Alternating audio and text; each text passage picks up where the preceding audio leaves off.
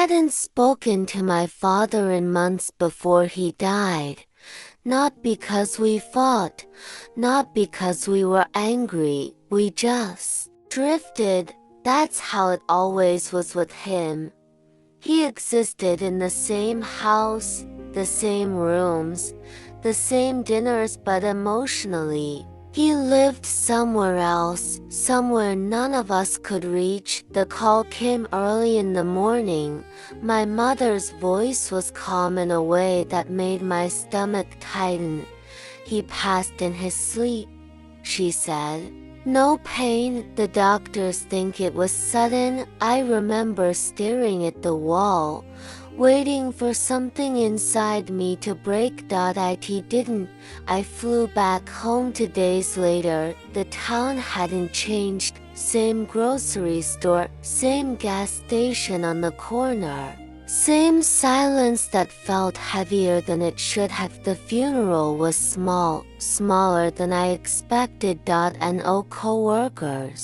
No old friends, no one standing up to tell stories about the man I thought I knew, just family. And even then, something felt wrong. People spoke kindly about my father, hardworking, quiet, dependable, words that sounded more like descriptions than memories. I stood there, listening, realizing something uncomfortable. No one really knew him, not even us. After the service, while everyone else gathered outside, my mother pulled me aside.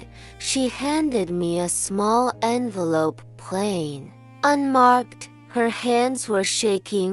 "He wanted you to have this," she said. That was all. Inside the envelope was a single key, old, worn, and a folded piece of paper. An address written in my father's handwriting. It wasn't local. It wasn't familiar, and I had never heard him mention it, not once. I asked my mother what it meant. She stared at the key like it scared her. "I don't know," she said quietly, "and that's what scares me." That night, I couldn't sleep. Every memory of my father replayed differently. The late nights, the unexplained trips, the way he guarded his phone. Things I'd ignored for years suddenly felt intentional. The next morning, I drove. I didn't tell anyone. Some part of me already knew this wasn't a conversation, it was a discovery. The address led me 3 hours away. A quiet neighborhood. No noise. No traffic, just rows of old brick apartment buildings. I sat in my car for a long time. The key felt heavier than it should have. When I finally got out, my hands were shaking. The building was older than I expected. Faded paint, buzzers with scratched off names. I climbed the stairs slowly, my heart pounding harder with every step.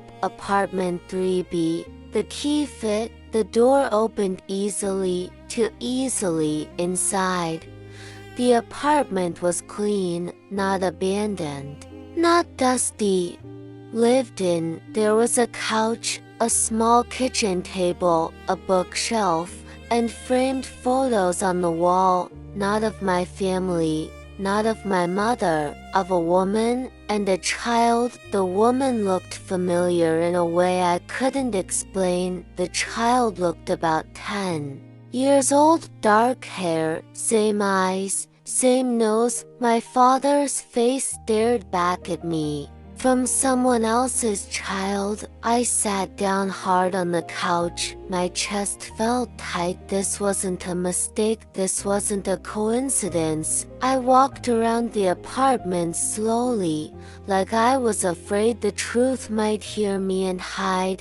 There were notebooks in a drawer, neatly stacked, dates written on the spines, years, decades. I opened the first one, my father's handwriting. The first line stopped me cold. If you're reading this, it means I didn't find the courage to tell you myself. My throat closed. He wrote about guilt, about silence, about living two lives and belonging fully to neither. Page after page revealed pieces of a man I had never met.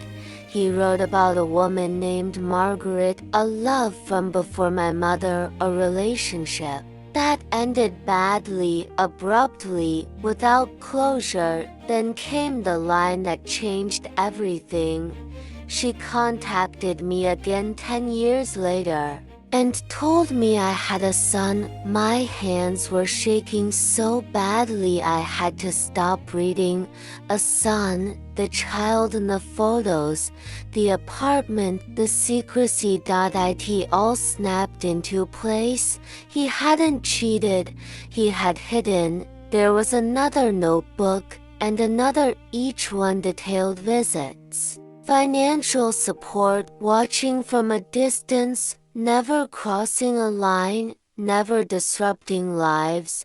He wrote about fear, about knowing that honesty would destroy everyone. The last notebook ended mid-sentence, the final entry dated just weeks before his death. I'm running out of time. I can't keep pretending. They deserve to know each other, even if they hate me for it.